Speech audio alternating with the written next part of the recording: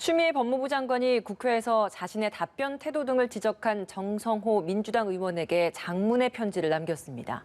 야당 의원들의 예결위 예산 질의와 검찰 특활비 검증에 대한 불만이 담겼는데 국민의힘은 궤변이라고 비난을 쏟아내고 있습니다. 두 분과 함께 이 관련 내용들 자세히 짚어보겠습니다. 한상익 가천대학교 부교수 이종근 시사평론가 자리하셨습니다. 어서 오세요. 안녕하세요.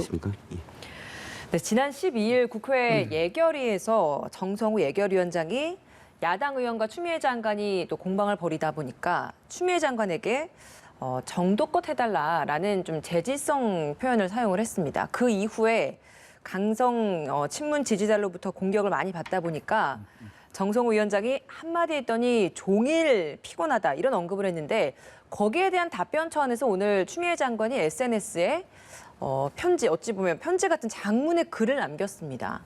이 내용 제목 자체가 친애하는 정성호 동지에게 이렇게 시작을 하는데 내용 확인하셨을 것 같은데요. 좀 어떻게 들으셨습니까? 예산을 다뤄야 되는 그 예결위원장 입장에서 예산보다는 뭐 정책 공방만 왔다 갔다 하는 게 얼마나 좀 답답했겠어요. 답답했겠고. 그래도 야당 의원들한테 뭐 말을 많이 하셨을 텐데도 말도 잘 안 듣지 않습니까? 그러니까 추 장관한테 추 장관께 그 약간 짜증 섞인 표현을 하신 것 같아요. 그래서 저는 좀 원인과 결과를 좀 봤으면 좋겠어요. 그 자리에서 계속 따져 물은 건 사실 야당 의원 아닙니까? 원인 제공이 야당 의원인데 우리 추 장관이 워낙 또 이 정면 승부를 마다하지 않는 분이시고 그리고 또 이렇게 장관 불러다 놓고 일보다는 정쟁적 질의를 하는 게 또 어제 오늘 일도 아니지 않습니까? 그러다 보니까 여기다 추 장관이 정성호 예결위원장한테 약간 섭함과 함께 우리가 이런 부분 문제에 대해서 인식을 공유하고 있지 않느냐. 이 정도로 섭함을 표시한 정도 아닌가. 이렇게 보고 있어요. 뭐 크게 생각할 일은 아니라고 생각합니다. 크게 생각할 일은 아니다. 어떤 의견이십니까? 예, 그런데 상당히 저는 부적절했다고 봅니다. 왜 부적절하냐면 지금 그 예결위원장과 그다음에 장관 사실 그 추미애 장관이 표현한 대로 동지일 수도 있습니다. 함께 예를 들어서 하나의 어떤 정파적인 어떤 생각을 같이 하고 하나의 정당을 같이 했고 뭐 마지막에 우리는 민주당의 뭐 그런 어떤 동지다 뭐 이렇게 또 끊는데 만약 그런 어떤 이 호칭을 부르고 그런 내용이었다면 그냥 전화로 하셔도 되고 이메일로 하셔도 됩니다. 근데 SNS를 통해서 했다는 건 국민들한테 보라는 것이거든요. 국민들한테 공개하는 것이고 그렇다면 왜 부적절하냐면 법무부라는 건 Ministry of Justice예요. 정의를 다루는 곳입니다. 정의라는 건 정의의 여신도 천칭이 두 개예요.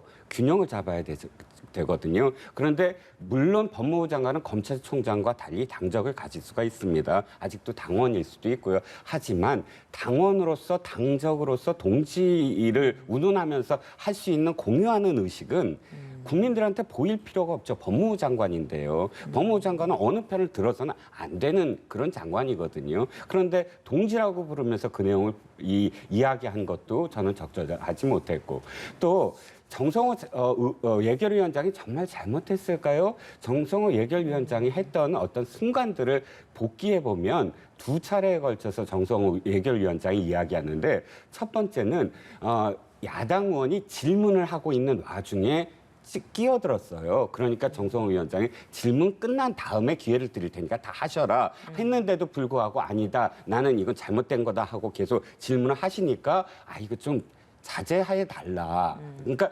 지금 말씀하신 게 장관에게 질문을 퍼부면서 답변 기회를 주지 않았다라고 지금 이 SNS에 쓰셨는데 사실은 질문 기회를 주지 않은 거다. 당시 상황을 동영상으로 보시면 압니다. 추미애 장관이 의원들에게 야당 의원들에게 질문 기회를 주지 않고 계속 반박을 했다. 그래서 예결위원장이 아니 잠깐 정도껏 하시라라는 말씀을 그래서 하신 거고 두 번째는 뭐냐면 추경호 의원이 지금 감사원장에게 최재형 감사원장에게 질의를 하고 있었어요. 그런데 그때 질의가 끝난 다음에 넘어가고 있는데 갑자기 지금 법무부 장관이 이 손을 들어서 내가 지금 얘기를 해야 되겠다. 추후원의 그 질의 중에 그 법무부와 관련된 얘기가 있다. 법무부를 지칭하지는 않았거든요. 그런데 예. 거기서 예결위원장이 주지 못하겠다. 왜냐하면 당신에게 아까 그 법무부 장관에게 질의한 게 아니기 때문에 지금 예결위원장 입장에서는 이게 한시적이거든요. 미국 같은 경우는 수개월 동안 예산 심의를 하지만 우리나라는 딱 1개월도 안 돼요. 그러니까 예결위를 빨리 끝내서 소위로 넘어가고 이 예산 심의를 빨리 끝내야 되거든요. 그렇다면 그 운영의 묘를 위해서 사실 한마디 한 건데 그것을 사실 또 굳이 하시고 싶으신 말씀이 있으면 전화로 하셔도 되는데 또 국회가 변할 게 있으면 당정청 회의를 통해서 해도 되는데 굳이 이런 어떤 형식을 빌려서 하시고 싶은 말씀을 끝까지 해야만 하는 그 성격에 대해서는 알지만 한 말씀만 더 드리면 그래서 많은 분들이 조언을 드리지 않습니까? 뭐 이낙연 대표 민망하다라고 했고 또 정세균 지금 총리는 언어를 좀 순화하셨으면 좋겠다고 했고 마지막으로 이 말씀은 진짜 전 고언이에요. 주호영 저 국민의힘 대표 한 달간만 말씀을 좀 자제해 보셔라. 그러면 훨씬 더 많은 그러니까 뭐 윤석열 총장에 대한 지지도 떨어질 것이고 또 이 추미애 장관이 말씀을 하신다고 해서 뭐 거기에 공감을 하고 말씀을 안 하신다고 해서 공감을 하지 않는 건 아니거든요. 그러니까 저는 너무 조금 과유불급이다. 뭐 이런 생각이 좀 들었습니다. 알겠습니다. 그 당시 상황에 있어서 예결위원장의 조치가 적절했는지 그 부분에 있어서도 필요한 조치였다. 그러니까 거기부터 사실 이야기가 좀 이어지는 것 같아서요. 그 적절성에 대해서도 적절한 조치였다라고 이야기를 하시는 것 같은데 이 부분에 있어서는 동의를 하십니까? 저는 거기서 예결위원장님이 양쪽의 주의를 줬어야 한다고 생각을 해요. 기본적으로. 왜냐하면 아까 제가 원인과 결과라는 말씀을 드렸는데 본인이 예산 답변을 하기 위해서 자료를 준비해 나왔는데 그런 글이 있지 않습니까? 우리 공무원들이 밤을 새서 준비를 했는데 그거에 대해서 묻지 않고 자꾸 그것만 질의를 한다. 그리고 그거를 감사원장이 이런 좀 돌려서 물어보면서 법무부에 대한 얘기를 자꾸 하니까 예. 제가 그 장관이라면 굉장히 답답했을 것 같아요. 근데 물론 추 장관께서 자꾸 끼어들고 발을 자르고 이렇게 적절했냐. 사실 장관으로서 적절하지는 않죠. 하지만 지금 나오는 얘기를 보십시오. 저기 뭐 궤변, 몰상식 이런 단어들을 좀 장관에게 쏟아내고 있지 않습니까? 여기서 장관이 그럼 아무 말도 못하고 또 당해야 되느냐. 저는 이런 부분에 대해서는 장관 자체를 이렇게 정치적 논쟁에 끌어들이는 것 자체가 문제가 있다고 봅니다. 그러면 저는 예결위원장께서는 양쪽 다 주의를 주셨어야죠. 저는 그 부분에 있어서는 정성호 위원장께 좀 아쉬움이 있다. 아쉬움이 있다고 생각을 해요. 그 조치 차원에서부터 적절성에 있어서의 좀 시각의 차이가 있는 것 같고 내용 면에서도 그렇고 그 추미애 장관이 올린 그 방법적인 부분에 있어서 그러니까 개별적으로 연락을 할 수도 있는 것을 공개적인 이런 SNS에 올렸다라는 그 부분에 있어서는 좀 어떻게 좀 판단을 하십니까? 물론 추 장관님 말씀하신 대로 그걸 그냥 동지적 관계, 친한 사적인 얘기라면은 전화나 이런 걸 하실 수 있을 거예요. 하지만 추 장관은 분명히 문제를 제기를 한 거거든요. 공적으로. 이 부분에 대해서는 왜 이렇게 자꾸 정쟁에 관한 것만 하고 하느냐. 저는 이 부분을 추 장관이 문제를 제기한 거라고 생각을 해요. 이러지 마라. 그리고 이랬을 때 상임위원장은 분명히 양쪽을 다 제지해야 한다. 근데 여기서 이제 동지라는 표현을 쓴 것이 적절하냐 안 하냐. 이 부분에 대해서는 이제 좀 바로 그 아쉬운 점만 부분이 좀 있어요. 그 점만 제가 예. 토를 한 번만 더 하겠습니다. 바로 제가 왜 부적절했냐고 얘기했냐면 공적인 그런 그 답변 또 공적인 문제 제기였다면 표현도 잘못됐다는 거예요. 뭐 동지에게 하고 뭐 민주당 동지 이런 표현이 아니라 정말 공적으로 국회가 질문하는 데 있어서의 문제는 앞으로 이렇게 변해야 된다라는 문제 제기를 했다면은 그거는 그대로 어쨌든 논란과 공방이 계속 이어질 수 있는데 동지에게 보내는 편지를 빌려서 그런 문제 제기를 한다는 건 그건 사적인 것과 공적인 것 그리고 법무부 장관으로서와 전 당대표로서 또는 뭐 오선 의원으로서 이런 게 혼재돼 있다는 거예요. 알겠습니다. 그럼으로써 내용에 대한 어떤 뭐 적절성조차도 사실은 이 형식 때문에 가려질 수가 있다는 것이죠. 알겠습니다. 추 장관과 지금 계속 좀 충돌, 갈등 양상이 벌어지고 있는 윤석열 총장에 대한 여론조사 지지율 최근에 굉장히 좀 화제가 되지 않았습니까? 이낙연 대표와 이재명 경기지사까지 앞서는 여론조사 결과가 나왔던 게 보면 날짜가 11일이었습니다. 저 지금 보고 계신 이 여론조사는 한길 리서치에서 조사를 했던 거였는데 13일에 갤럽에서 한국갤럽에서 여론조사를 한 걸 보면 지금 또 이제 윤석열 검찰총장이 3위로 밀려났습니다. 보면 퍼센트도 11%, 앞서서 보면 그 24.7%와 비교를 하면 퍼센트도 굉장히 좀 차이가 나고 순위도 이제 이틀 정도밖에 차이가 안 나는데 이렇게 좀 다르단 말이에요. 어떻게 이해를 해야 되는 겁니까? 사회조사 방법에서 여론조사는 그 방식과 문항 구성에 따라서 굉장히 큰 편차가 있습니다. ARS냐, 전화 면접이냐, 보기를 몇 개를 주느냐, 보기를 어떻게 로테이션을 두느냐.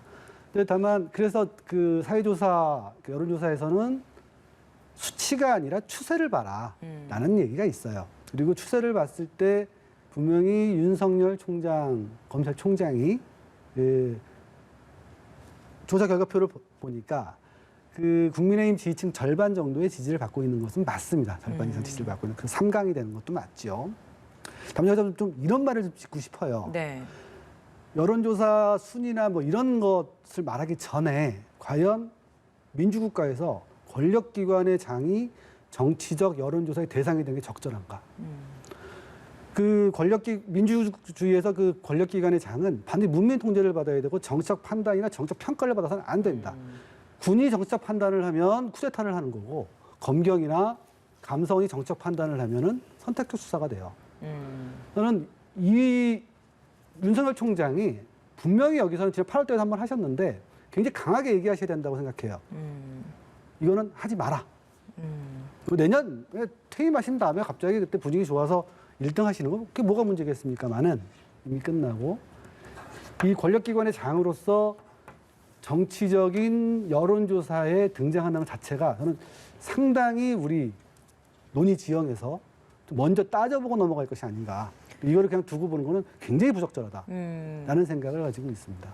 뭐 방법의 차이에 따라서 결과도 굉장히 좀 차이가 날 수 있다라는 이야기를 해주시다 보니까 그러면 자연히 이렇게 공개된 여론조사들에 대한 신뢰성 이런 의문 생길 수밖에 없거든요. 그 부분은 어떤가요? 여론조사에다 신뢰 구간이라는 걸 두죠. 신뢰 구간이 지금 우리 리얼미터나 갤럽의 조사의 신뢰 구간은 특히 리얼미터 신뢰 구간을 보면 1위가 지지율 1위가 국민의힘일 수도 있습니다. 힘일 수도 있고요.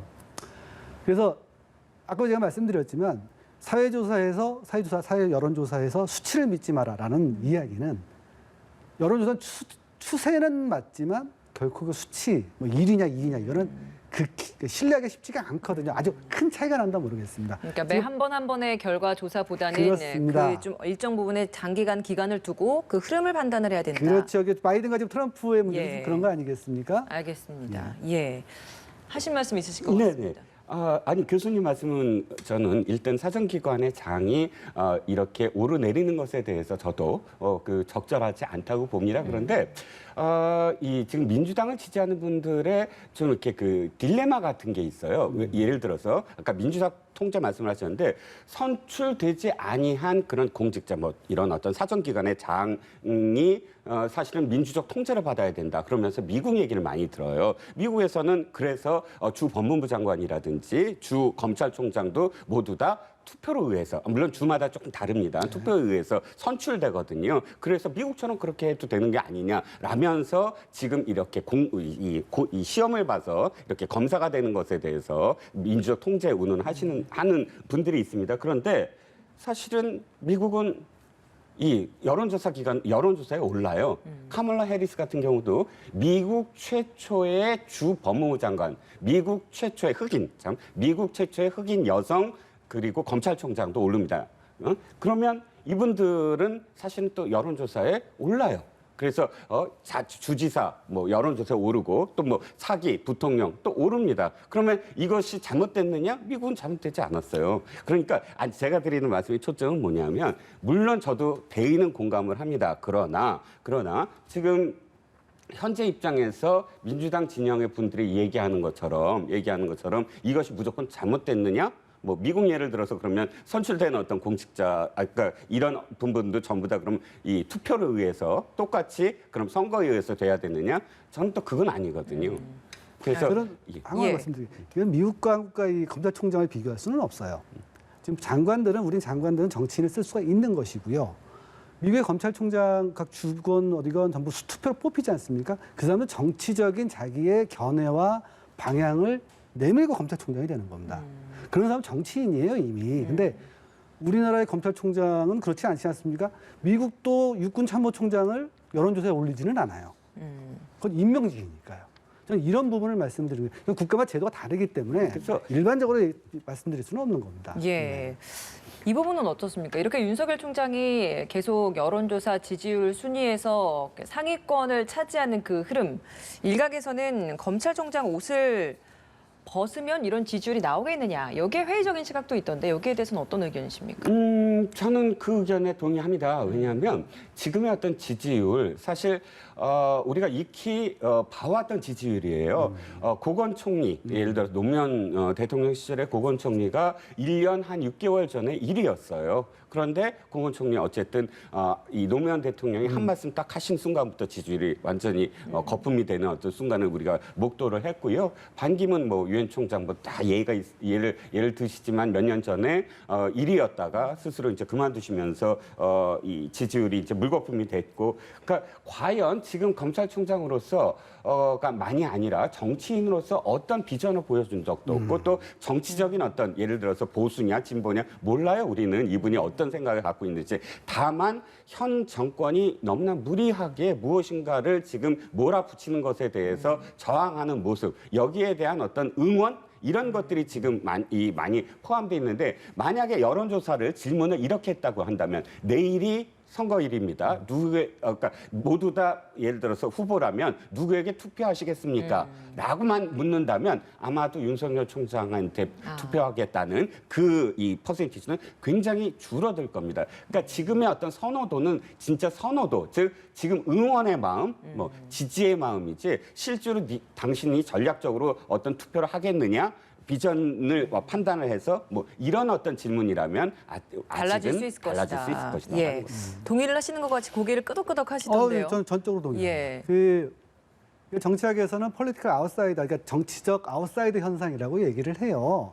워낙 주류 정치에 대한 불신이 깊어지다 보니까 외부에서 뭔가 좀 그 성공을 거뒀다는 사람이나 또 유명해지는 사람, 셀럽에 대해서 갑자기 지지율이 확 오르는 경우들이 있습니다. 저희 같은 경우에 이제 대표적인 게 아까 고건 총리 말씀해 주셨지만 우리 반기문 이거거든요. 근데 결국 결론을 보면은 정치도자가 되는 것은 결국 자기의 비전을 얼마 잘 제시를 하고 동의를 얻느냐. 두 번째는 그 정당, 특정 대형 정당 지지자들에게 어떻게 자기가 그 당의 사람이라고 동질감을 가지느냐 굉장히 중요합니다. 이게 안 되면은 성공할 수가 없어요. 근데 윤 총장 같은 경우에는 아직 뭐 그런 게 나온 적도 없고 또 아직 뭐 공직자 신분이고 예.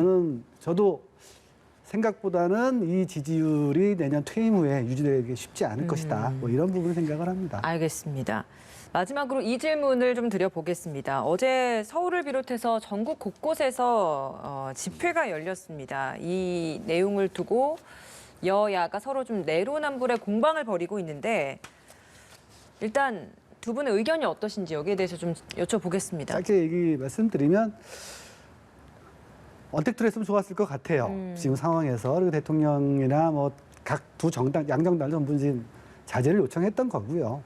다만 우리가 기억해야 될 것은 어제 그 99명을 지키고 방역 조치를 지킨 선에서 집회를 한 게 민주노 총만은 아닙니다.